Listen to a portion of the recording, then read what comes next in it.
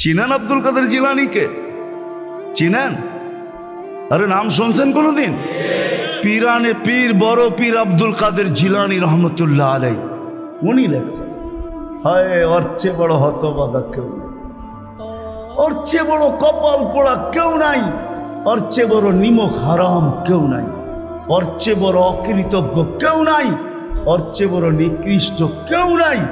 আল্লাহ ডাকলো আর আসলো, নামাজের জন্য ডাকলো আর আসলো না। বলে নিকৃষ্ট কেন বলছে আব্দুল কাদের জিলানী রহমতুল্লাহ আলাই? কেননা শুকর সকালবেলা ওঠে, ঘুমের থেকে উঠার পরে বলে আল্লাহ ঘুমের থেকে উঠলাম, সামনে কিন্তু তাকাবো, কাইলা ইয়াকা আউয়ালা নজরিন আলা মান লা ইউসাল্লি, যে নামাজ না পড়ে ওর উপরে যেন আমার প্রথম দৃষ্টিটা না পড়ে। আল্লাহ জিজ্ঞাসা করে কেন? আমার কাছে ও আমার চেয়েও নিকৃষ্ট, কেন আমি তো সকালে উঠেই বলি আলহামদুলিল্লাহিল্লাযী খালাকানি আবতারা খালকি, প্রশংসা ওই আল্লাহর যিনি আমাকে সৃষ্টির ভিতরে সবচেয়ে নিকৃষ্ট তৈরি করছে, তারপরও তোমার প্রশংসা। আমি তো উঠেই তোমার গীত গাই, কিন্তু তুমি ডাকো তারপরও ও সাড়া দেয় না, তো আমার মন বলে ও আমার চেয়েও নিকৃষ্ট। দ্বিতীয় দলিল দেয় যে আমি তো জাহান্নামে যাব না, উকুদুহান নাস ওয়াল হিজারা, মানুষই তো জাহান্নামে যাবে, আমাকে তো কিয়ামতের দিন বলা হবে কুনু তুরাবা, মাটি হয়ে যাও, আমি মাটি হয়ে যাব। কিন্তু মানুষকে তো এই কথা বলা হবে না, মানুষকে তো বলা হবে উকুদুহান নাস ওয়াল হিজারা, তুমি জাহান্নামের ইন্ধন হবে, মানুষই জাহান্নামের ইন্ধন হবে, আবার মানুষই জান্নাতের উচ্চ শিখরে। এই জন্য শুকর বলে অর্চে নিকৃষ্ট কেউ নাই। তো আব্দুল কাদের জিলানী পীরানে পীর বড় পীর আব্দুল কাদের জিলানী রহমতুল্লাহ আলাইহিও বলেন যে অর্চে নিকৃষ্ট কেউ। এই জন্য যদি পূজা আইসা থাকে, কথা আগে নেওয়ার আগে, শেষ করার আগে এইখানেই প্রতিশ্রুতি নিতে চাই যে আজকে যারা এই মজমায় আছে দুকে হাত রাইখা ওয়াদা করব যে আজকের পরে, বিশেষ করে যুবকরা, যে আজকের পরে আর আমি কোনোদিন নামাজ ছাড়ব না।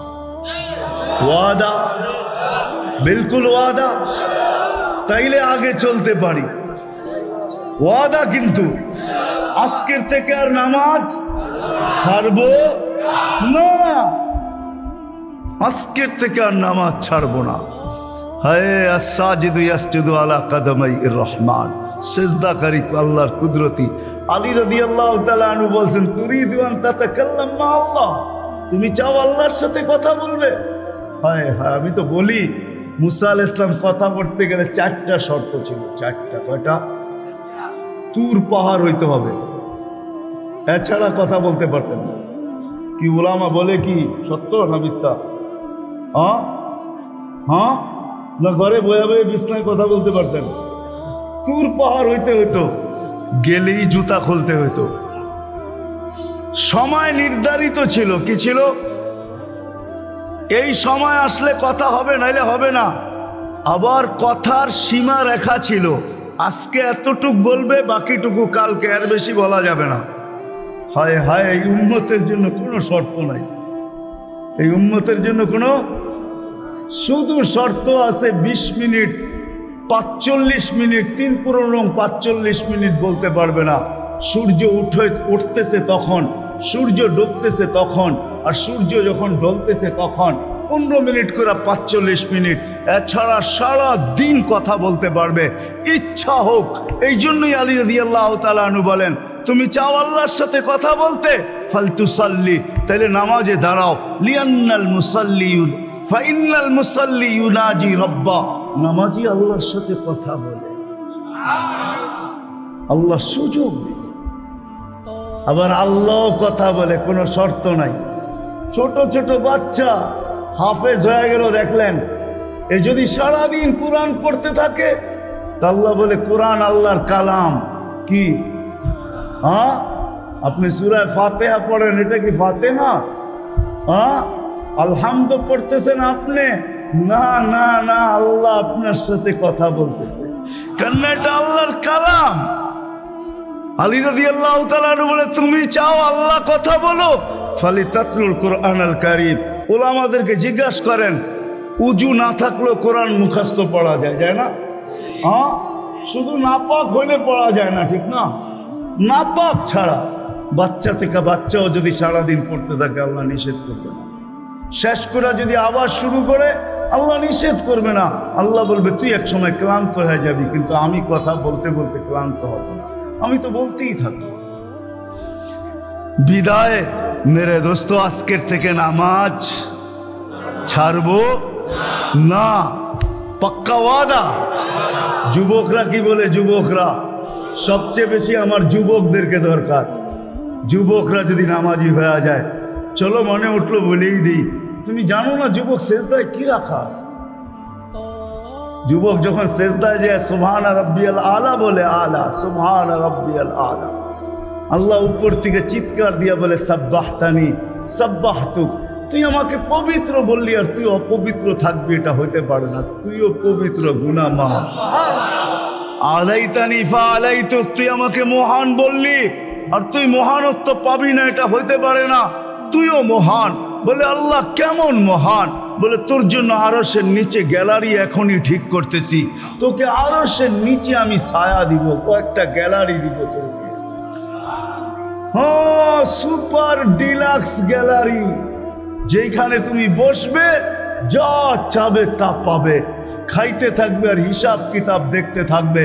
আল্লাহকে যদি বলি আল্লাহ এই গ্যালারি কেন দাঁড় করাবেন, আল্লাহ যেন আমাকে বলতে চায় হিসাব কিতাব দর্শক না হইলে খেলতেও ভালো লাগে না, আবার দর্শক না হইলে খেলতেও ভালো লাগে না, আর দর্শক ছাড়া খেলাও জমে না।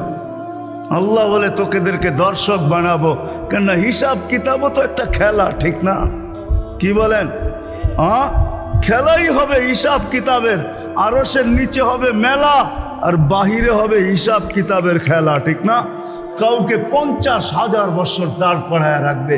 ইয়াউমা তুবলা সারাইর, সমস্ত গোপন তথ্যগুলা যেগুলা দুনিয়াতে আমরা লুকায়িত রাখছি, কেউ জানে না, সব আল্লাহ ওইখান থেকে উদ্ঘাটন করে নিয়ে আসবে আর সামনে ছড়ায় দিবে, আর হিসাব কিতাব নিতে থাকবে। 50,000 বছর দাঁড় করায় রাখবে। লা ইয়াসাল কদম আবদিন, পাও হেলাইতে দিবে না। আল্লাহ বলছে দুনিয়ায় বহুত ছুটছ, দুনিয়ায় বহুত ঘুরছ, দুনিয়ায় বহুত করছ, আমি কিচ্ছু বলি নাই, শুধু তাকায়া ছিলাম। নাজিরুন কাইফা তা'মালুন, আমি দেখতেছিলাম, তুমি বলতেছিলাম, আমি শুনতেছিলাম। কুলতু ফাসামি'তু, আমি শুধু শুনছি, তুমি করতেছিলাম আমার বিরুদ্ধে। ফাতাহাম্মালতু, আমি সহ্য করতেছিলাম, কিছুই বলি নাই। আজকে দেখাবো তোমাকে খেলা। ওই গ্যালারি রাখবে তোমার জন্য যুবক, গ্যালারি, এত মর্যাদা।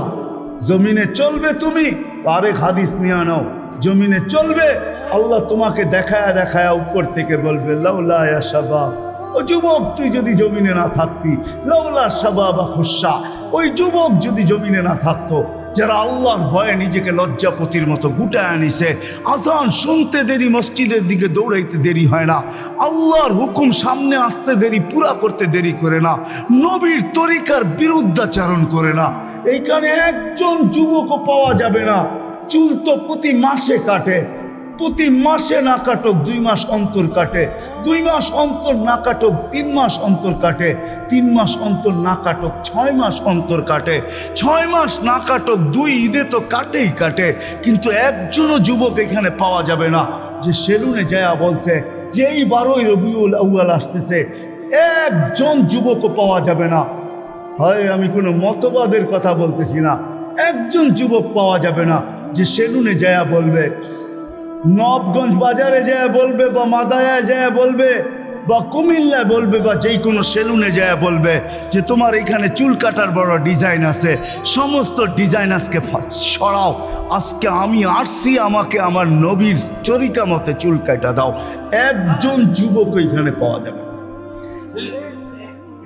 যেই যুবক জীবনে বলছে যে আমাকে নবীর তরিকা মতো আজকে চুল কাটা দাও, আজকে কোনো স্টাইল না, মুহাম্মদুর রাসূলুল্লাহর স্টাইল। যদি বলে তুমি এই স্টাইলে চুল কাটবে কেন, বলছে চুল কাটা দিয়ে জান্নাতে যেতে চাই। হ্যাঁ হ্যাঁ, সত্য এটাই। হাদিসে আছে মান তামাসসাকা বিসুন্নতি, ইন্দা ফাসাদি উম্মতি তামাসাক বোঝেন? আগে গ্রামগঞ্জে ছিল শাখো, শাখো চিনেন? কয়টা বাঁশ দিয়ে বানাইতো? একটা বাঁশ দিয়ে, ঠিক না? আর উপরে বান্ধা দিত আরেকটা বাঁশ, ঠিক না? দুর্বল মানুষগুলো ওইটা দৌড়া দৌড়া পার হইতো, ঠিক না? আর শহরের মানুষ আসলে আগের থেকেই পাও কাঁপা শুরু হইতো, কেন হয়তো পার্ক হওয়ায় অভ্যস্ত না, ঠিক না? কি বলেন? 6 জনে মিলা পার করতো, ঠিক না?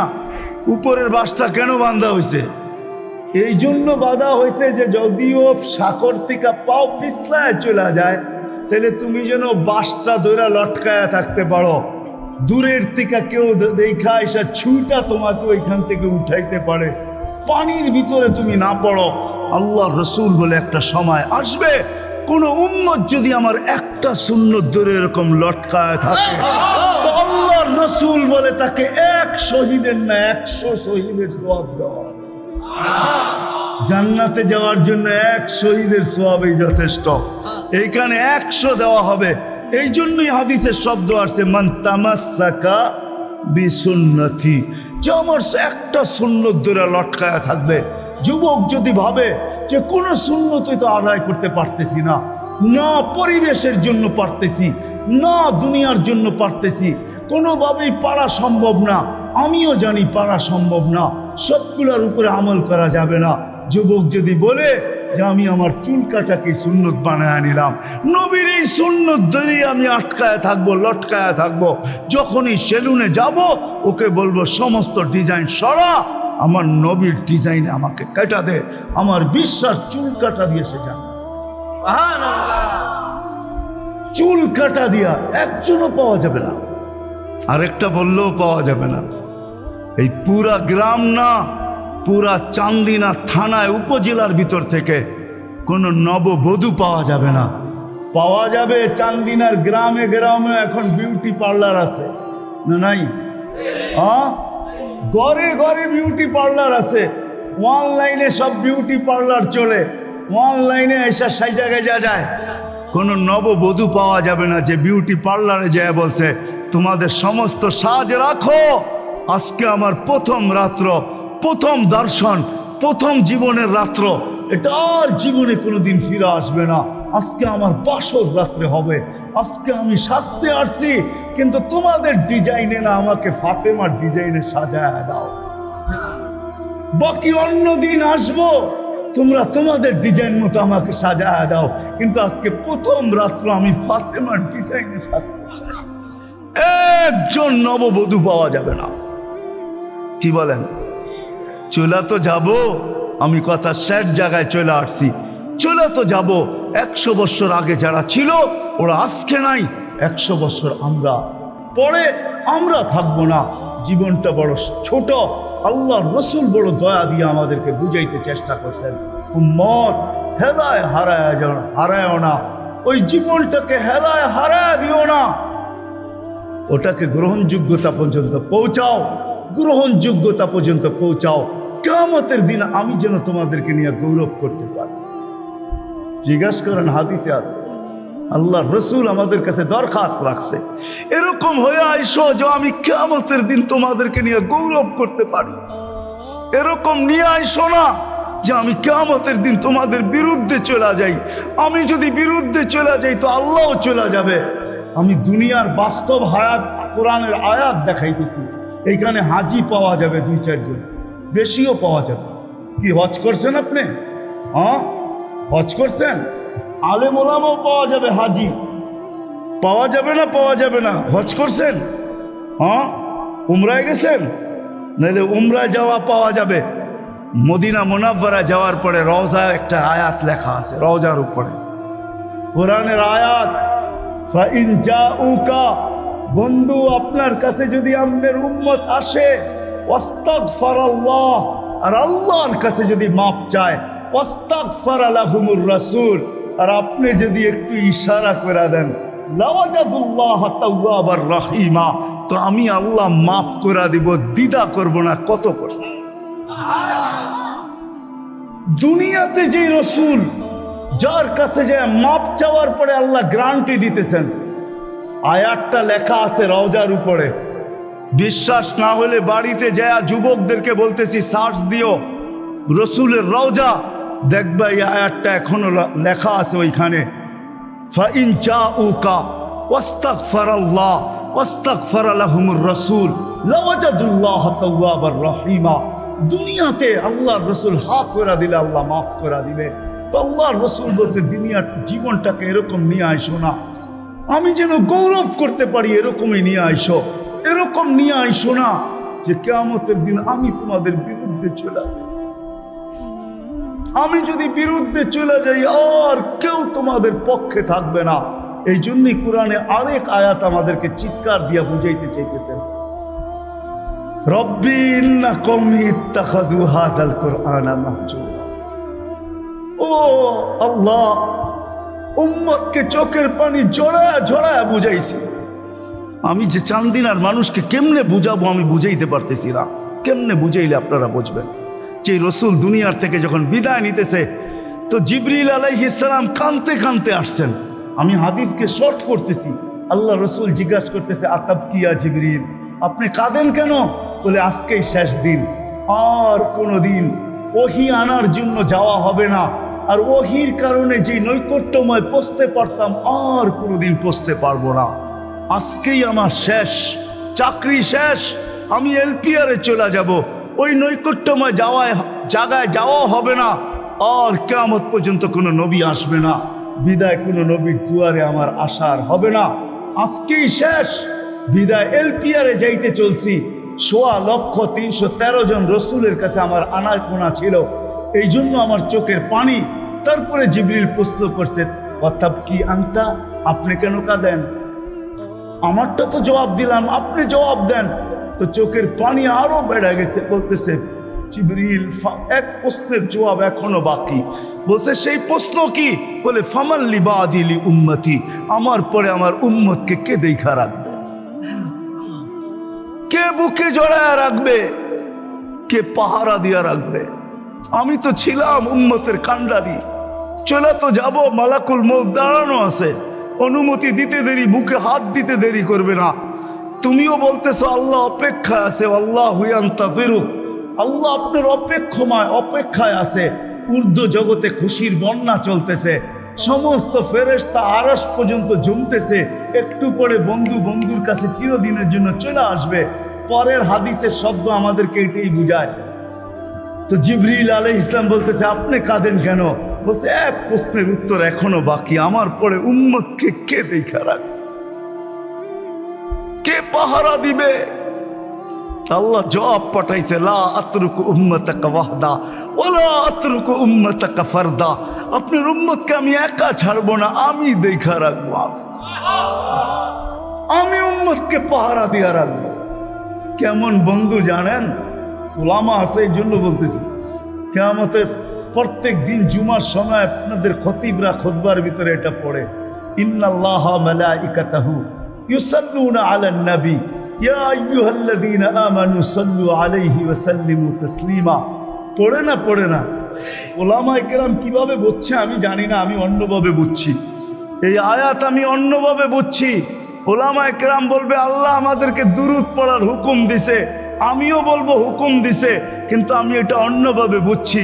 আমি যদি এই আয়াতের ভিতরে 3টা প্রশ্ন আছে, আমি যদি আল্লাহকে প্রশ্ন করি, আল্লাহ একদিন তো আমরা মরে যাব, আপনার বন্ধুর উপরে দুরূদ কে পড়বে? দুরূদ কি বন্ধ হয়ে যাবে? তো আল্লাহ বলে, বেওকুফ, তুই দেখলি না ফেরেশতা আছে মধ্যখানে? তো আমি যদি আল্লাহকে প্রশ্ন করি, আল্লাহ কিতাব তো আমাকে এটাও বলে যে ফেরেশতাও একদিন মারা যাবে, মালাকুল মউতও মরবে, তারপরে আমাদের নবীজির উপরে দুরূদ কে পড়বে? তো আল্লাহ বলে, জাহেল, তুই কি দেখলি না? ইন্নাল্লাহ, আমি আল্লাহ পড়তে থাকবো, আনা হাই লা আমুত, আমি চিরঞ্জীব, আমি পড়তে থাকবো। বন্ধুর দুরূদ আমি কখনো বন্ধ হইতে দিব না। আমি এইভাবে এই আয়াত বুঝি। বন্ধুর কত বড় বন্ধুত্ব! তো বলছে, বন্ধু আপনার উম্মতকে আমি একা ছাড়বো। চোখে পানি নিয়ে দুনিয়ার থেকে বিদায় নিতেছে। ওই উম্মতকে বলতেছে, উম্মত কিয়ামতের দিন এরকম আইসো যে আমি গৌরব করতে পারি, এরকম আইসো না যে আমি তোমাদের বিরুদ্ধে চলে যাই। কথা আমার শের যদি বুঝে আইসা থাকে, এটার জন্যই 12ই রবিউল আউয়াল, এটার জন্যই মুহাম্মদুর রাসূলুল্লাহ সাল্লাল্লাহু আলাইহি ওয়াসাল্লামের আবির্ভাব। আমরা যেন কিয়ামতের দিন গৌরবময় হয়ে যাই, আল্লাহর রাসূল যেন আমাদেরকে নিয়ে গৌরব করতে পারে। যেমন আল্লাহ রাসূল বলছিলেন কিয়ামতের দিন আল্লাহ নারাজ হবে, কার আমল দিয়ে আল্লাহর গোসাকে রাগকে আমি ঠান্ডা করব জানো? আমি আবু বকরের আমল নামা আগে করে দিব, আবু বকরের আমল নামা দেখে আল্লাহর রাগ ঠান্ডা হয়ে যাবে। হ্যাঁ হ্যাঁ, সত্য এটাই, সত্য এটাই। এরকম সত্য হাজারো আছে হাদিসের ভিতরে। এক একজনকে দেখা আল্লাহ রাগ ঠান্ডা হয়ে যাবে। হায় হায়, আছে আছে, হাদিসে আছে। সামনে রোজা আসতেছে, রমজানে যারা গরমের ভিতরে রোজা থাকবে আর এটাকে কষ্টসাধ্য মনে করবে না, এটাকে গৌরবের বিষয়, নৈকট্যের বিষয় মনে করবে, আল্লাহ কিয়ামতের দিন সকালে এদেরকে ইফতার করাবে। এবার বোঝেন আল্লাহর পেঁয়াজু কিরকম হবে, আল্লাহর বেগুনি কিরকম হবে, আল্লাহর মুড়ি ভর্তা কিরকম হবে, আল্লাহর জিলাপি কিরকম হবে। আল্লাহ ইফতার করাবে। ইফতার কি করাবে? হ্যাঁ, ওটা বাবরচি দিয়া পাক করবে না, কুদরত দিয়া পাক হবে, কুদরত দিয়া। আল্লাহ বলে দুনিয়াতে কষ্টের রোজা রাখা আসছে উম্মতে মুহাম্মাদি, এই জন্য নবীর আদর্শকে শিখবে। নবীর আদর্শই আমাদেরকে ওই গৌরবময় জীবন দিতে পারে। নবীর আদর্শের সবচেয়ে বড় জিনিস যেটা নামাজের স্বীকারোক্তি দিয়েছেন, এরকম প্রত্যেকটা সুন্নত নবীর আদর্শ। কোরআন আমাদেরকে এটাই শিখায়। এই জন্য নবীর আদর্শের উপরে উঠবো। কি বলেন, উঠবো তো? পাক্কা ওয়াদা? কথা কিন্তু শেষ হয়ে গেছে, আর উঠাউঠি না করি, শেষ কথা। আল্লাহ আমাদেরকে কবুল করেন। কিন্তু যদি প্রশ্ন করেন নবীকে পাবো তো পাবো কোত্থেকা, উনি তো দুনিয়ার থেকে চলে গেছেন 1433 বছর, 34 বছর হয়ে গেছেন, দুনিয়ার থেকে চলে গেছেন, দুনিয়ার থেকে চলে গেছেন। ওনাকে কোত্থেকে পাবো? 1434 বছর, এখন 1444 চলতেছে। 10 হিজরিতে দুনিয়ার থেকে চলে গেছেন, এখন কোত্থেকে পাবো? এই জন্যই বলা হয় ওই হক্কানি আলেম আর আল্লাহ ওয়ালারা নবীর আদর্শকে এখনো নিজের বুকের ভিতরে ধরে রাখছেন, একটাকেও হারাইতে দেন নাই। এমনকি নবীর নাম, গাদার নাম পর্যন্ত হারাইতে দেন নাই, বকরির নাম পর্যন্ত হারাইতে দেন নাই, কোন সুন্নতকে হারাইতে দেন নাই। এই জন্যই হুকুম আসছে, কোরআন আমাদেরকে বলে ওউলুল আমরি মিনকুম, কিয়ামতের সকাল পর্যন্ত নির্বাচিত উলামায়ে কেরাম থাকবে, আল্লাহ ওয়ালারা থাকবে। ও জানি আপনাদের এইখান থেকে বেশি দূরে না। হায়, কারি ইব্রাহিম সাহেব রহমতুল্লাহ আলাইহির জীবন এটার উপরেই গেছে, নবীর সুন্নতের উপরেই গেছে।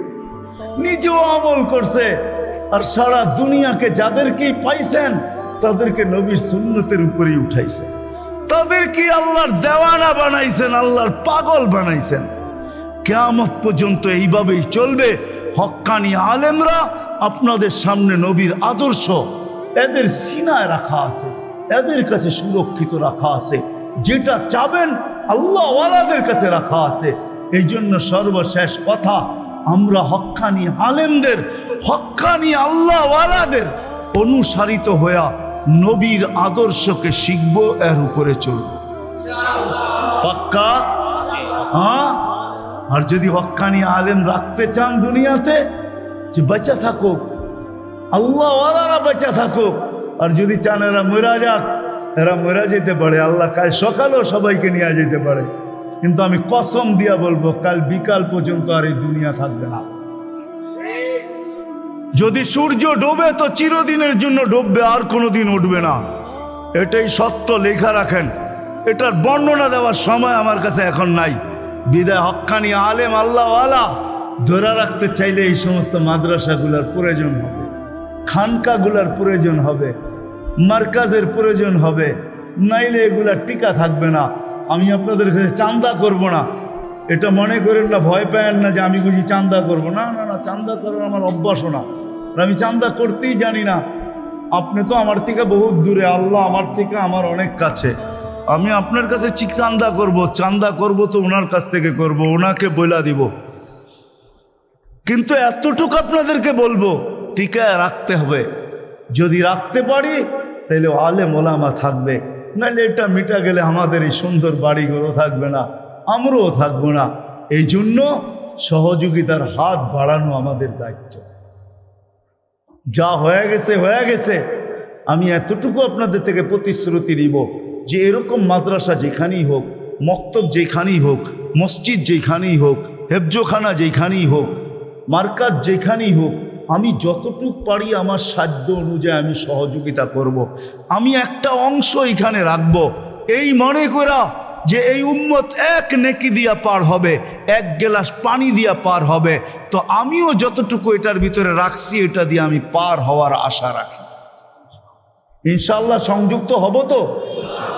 কে কে হবেন দেখি হাত উঠান তো। সাধ্য অনুযায়ী, এখন না, এখন না। এখন যদি দিতে চান তাহলে দোয়ার পরে ওই যে সামনে দেখছি টেবিল নিয়ে বসা আছে আসার রাস্তায়, ওইখানে আপনি লেখা দিয়া যেতে পারেন, বা পর মুহূর্তে আপনি এখানে পৌঁছায় দিতে পারেন। সত্য এটাই, যেই এটার সাথে সংযুক্ত রাখবে, এক নেকি দিয়া যদি জান্নাতে যায়, তো মাদ্রাসার সংযুক্ত, মক্তবের সাথে সংযুক্ত, হেফজোখানার সাথে সংযুক্ত, মসজিদ আর খানকার সাথে সংযুক্ত, মার্কাজের সাথে সংযুক্ত হবে। আর এ জান্নাতে যাবে না এটা বলা যায় না, বরং এও জান্নাতে যাবে। এটার জন্য করবো তো ইনশাআল্লাহ।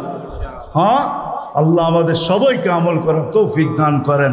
ওমা আলাইনা ইল্লাল বালাগ।